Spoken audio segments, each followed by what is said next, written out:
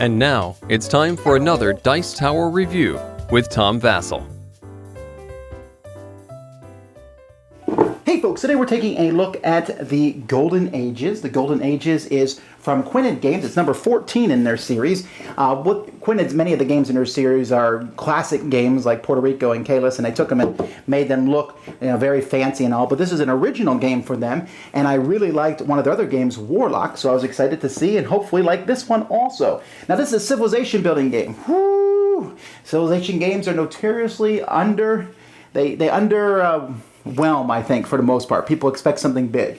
I didn't know what to expect from this one other than the cool map building feature. So let's take a look at it and see how good it is.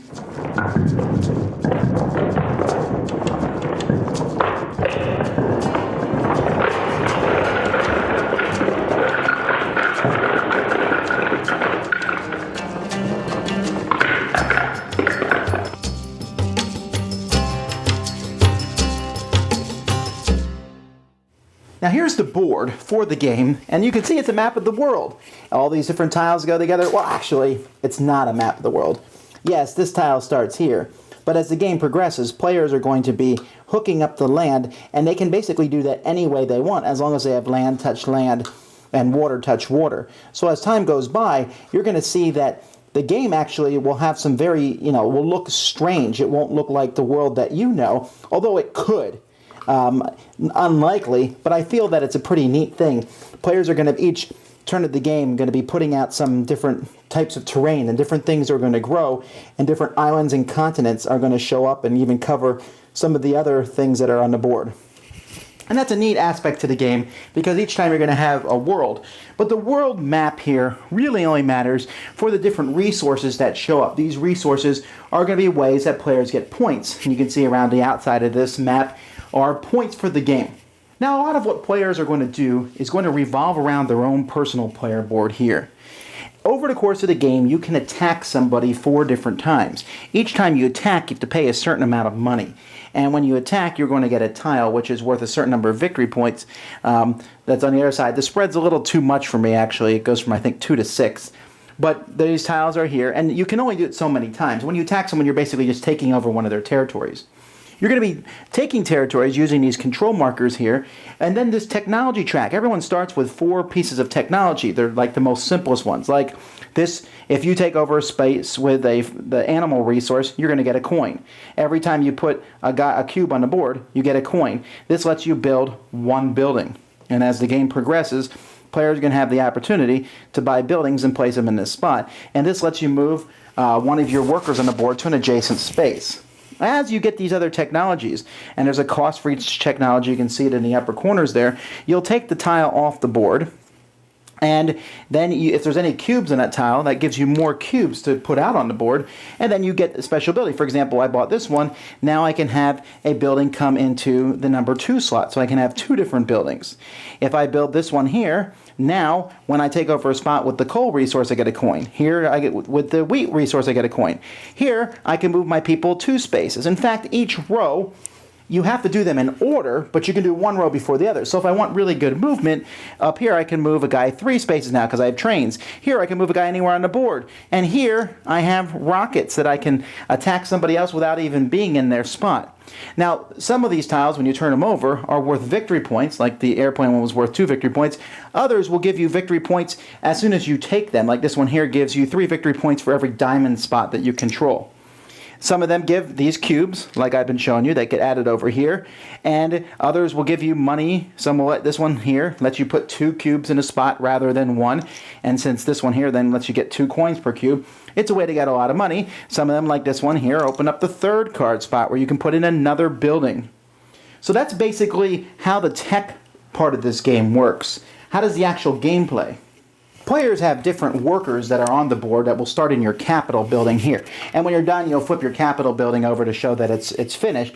But when you have a worker, you'll be able to move these workers on the board and drop cubes off to show that you control different areas. But you also can send workers out here to this spot here, which is essentially, and use some sort of action with them. Down here, it shows you the different actions that you can take. I can move somebody to basically put out a cube and take over an area. I can use one of my workers to attack somebody else. I can put a worker down on that board I just showed you to take 3 points. Or I can put a worker down on that board to take one of the available buildings that's available and put it in here.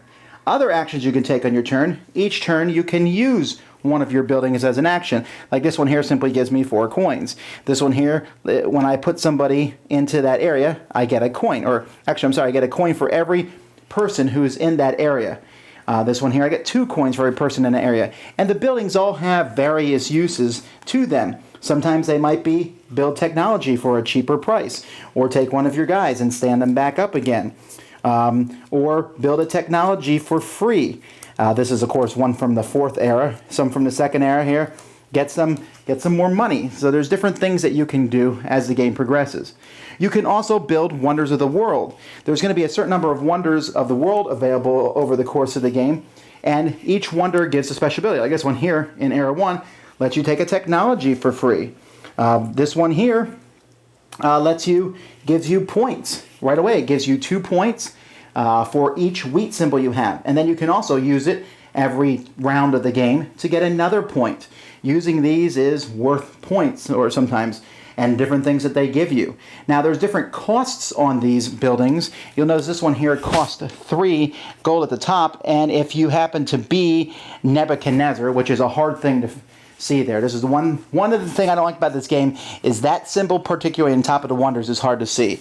But there's different wonders, and you place these next to your board, as many wonders as you can get, and you can then use them in the future, or they give you different points. I talked about leaders at just a moment. It said some leaders make different wonders cheaper for you to buy. Players are going to get a handful of leaders, and the number in the top right-hand corner will determine turn order for each round, and they also give you special ability. Like this gentleman here can build a wonder of the world for free. And many of them have very specific, maybe they give you a technology. And as time goes by, you can replace them with a more modern leader if you want to. Like when you build this person, they give you 5 gold. Others of them, they're going to get 2 gold for each of these grain things. But you don't have to replace your leader if you don't want to. You might like the ability of your first leader, or you might want the number up in the corner. But they certainly get better as time goes by. Like this guy here, technologies are -2. Why would you not want him? Players, when they pass in their turn, enter into what is called a golden age, when they have no more actions they can do, and they're going to get a coin every time it comes back to their turn again if other people don't pass. So once everyone enters the golden age, then the round ends, and we reset things, bring out new wonders and new buildings available and such. But if you're the first person to pass around, you're going to take one of these cards here, and that's going to tell you how scoring happens that round. Now, there's many other ways to get points, many different ways. But here I might say all the grain ones are worth 2. And if I do that in the first era, it's not available then for the last era, and someone will have to pick one of the other ones. And there's more than just these 5 in the game. There's quite a few of them out there. Players will also have a future technology card, which is a secret card they have, and if at the end of the game, for example, here I have the most animals, I'll get an additional 8 points. If I have the most cubes on the board, I get 8 points. So players can be striving to reach these too. That's basically how the game works. At the end of the game, whoever has the most points from technologies, from maybe things on the board, from their special cards, points that they've gathered throughout the game, whoever has the most points is the winner. Hey, the Golden Ages is a civilization building game, but when people ask me to describe it, I would say simply, this is a Euro-style civilization game. This isn't about moving around the board and conquering. Yes, there's warfare in this game, but you can do it at most 4 times. Essentially, you're replacing a cube with someone else's with one of your own, and you get a victory point tile. It's not a very difficult thing to pull off. You just have to pay the money to do it, and you might be taking a spot. They can be brutal, but it happens at most 4 times per game per player. So even when playing with the full complement of 4 players, it's not going to be that devastating of a thing. At the same time, it's present, but this game is really about those technologies. Now, I mentioned I didn't like the little tiny pictures on the Wonders cards, and those are hard to see. But other than that, I thought the iconography for this was pretty simple. Most of you are trying to control different resources on the board. This doesn't have the sweeping feel of a civilization game, but it does have this good feel of a well-oiled machine. This is a game that you're trying to figure out the best thing to... I don't think it's possible to build every technology. I'm not sure that you can pull that off. You can get close maybe, but you're going to have to pick and choose which ones. These level 4 technologies are worth 4 points, but they also give points like this one here gives a point for every cube you have on a board at that point in time. So you want to make sure you maximize those. Your future card, that's a big deal. You want to make sure that you can finish it if possible, because if you don't and other people do, they get a jump of 8 or 9 points on you. And with whoever passes first each round, that's also a very intriguing part of the game, because passing first means you get to take and choose how scoring can be for this round. So you're going to want to pick something that benefits you and or doesn't help the other players much at all. So I really enjoyed that. I like how that all worked together. It's kind of a worker placement game because you have to use these workers when you put them out, but there's many actions you don't need workers for.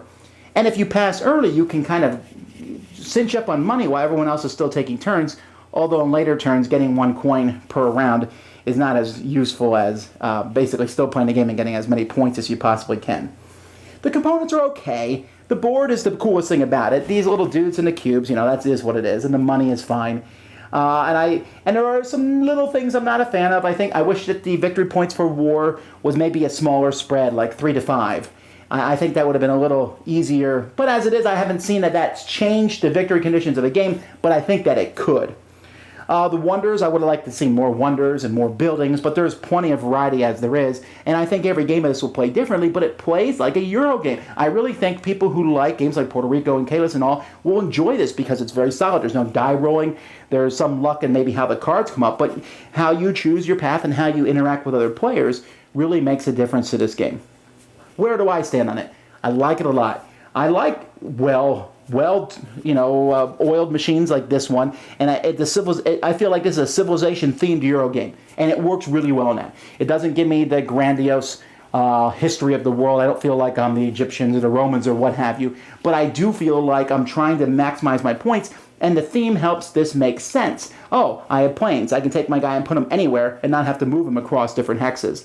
Oh, I'm getting different technologies, and this one here gives me more points for grain. That makes sense. I got farm machinery or whatever. So certainly an intriguing game. One I don't think hasn't got much buzz, but very solid. Does not take a long time. 2 hours, I think, at the most. I think once you know what you're doing, you'll get it down to maybe even 90 minutes. And that's pretty good for this type of game. Very enjoyable. Check it out. Dice Tower Judgment. Approved. Thanks so much for watching the Dice Tower videos. Find more great videos and reviews, as well as our top-rated audio podcast at Dicetower.com. You can also find other great shows at Dicetowernetwork.com. I'm Eric Summerer, and you've been watching The Dice Tower. The Dice Tower is sponsored by Cool Stuff Inc., where you can find great games for great prices. Cool stuff in stock. Check them out at CoolStuffInc.com. Fecha a porta!